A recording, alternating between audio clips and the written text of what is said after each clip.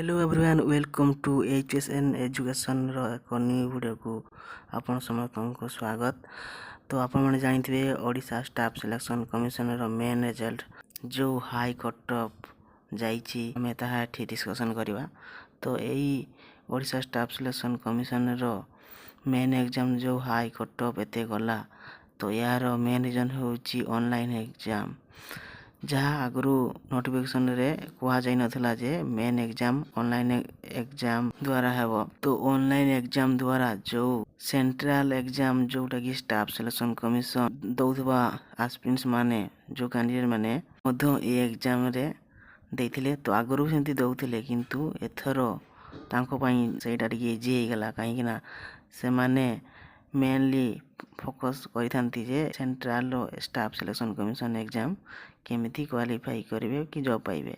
तो एटा से माने ओडिशा स्टाफ सिलेक्शन कमिशन को एते फोकस करना थांती किंतु ओडिशा स्टाफ सिलेक्शन कमिशन रो एग्जाम मध्य मेन एग्जाम मध्य ऑनलाइन मोड एग्जाम करबा द्वारा तांको पई एटा बहुत इजी हे गला जहा द्वारा एते हाई कट ऑफ गला। नहले ऑफलाइन मोड एग्जाम द्वारा किछि पिला ऑनलाइन एग्जाम फॉलो करिथुआ पिला जोटा कि ऑफलाइन रे टिके तांको पई डिफिकल्ट होता है जोटा कि क्वेश्चन पेपर को पलटै कि गोल बुलेवा तांको टिके विरक्त भाव होता है किंतु ऑनलाइन एग्जाम द्वारा से माने मॉक टेस्ट दे पूरा अभ्यस्त होइथांती। तो तेणु से माने ऑनलाइन एग्जाम द्वारा भलो स्कोर करते किंतु ऑफलाइन रे टिके तांको डिफिकल्ट होता है किंतु ओडिशा कैंडिडेट जोड़ा Odisha staff selection commission exam दौथा पिला माने केवल ऑफलाइन मॉक टेस्ट ही देइथांती कारण Odisha staff selection commission offline exam करि आस्तला।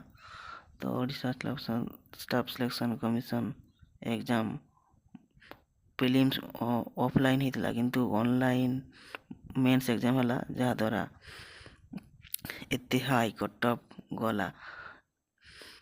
तो यह ही थिला एते हाई कट ऑफ जीवार मेन रीजन।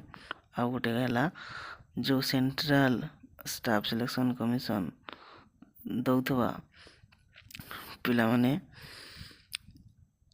TCS पार्ट 10 द्वारा जो GS से माने पढ़ुथिले सेटा एठी GS तांको बहुत लाभान्वित करथिला जोटा कि बहुत GS रे एते एवरेज मार्क रखिचंती जे 70 रु 75 भितर एवरेज मार्क रखिचंती।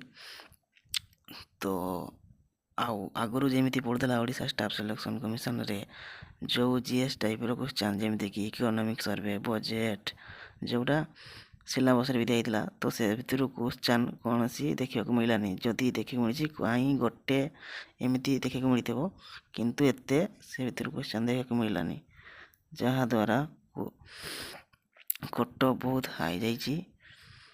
आउ एमती ऑनलाइन एग्जाम करने द्वारा पिला माने टाइम मैनेजमेंट भी बहुत भल कर ऑफलाइन होगा द्वारा पूरा सबू पिला फुल क्वेश्चन अटेंड करि पारंती नाही जहाँ द्वारा कट ऑफ बहुत कम जाए ऑफलाइन एग्जाम रे किंतु ऑनलाइन रे कट ऑफ बहुत हाई जाइछि कारण ऑनलाइन रे पिला देखि GS पूरा से माने थोरे कंप्लीट कर देकी आउ थरे से माने देखुचंती को क्वेश्चन से माने भूल रे मारी देचंती कि तो डबल से माने अटेम्प्ट भी करूचंती। तो मु भी एग्जाम देइथिली मेन एग्जाम तो देखिली सेमती। तो से कारण जो ऑनलाइन एग्जामटा होची मेन रीजन जोटा कि आगु कहा जाई नथिला जे ऑनलाइन एग्जाम हो बोली। तो ऑनलाइन एग्जाम द्वारा ही एते हाई कट ऑफ जाइछि। तो एथि एटा होची मेन रीजन। तो एतकी ही कहबी। तो ए वीडियो को एठी रखुची।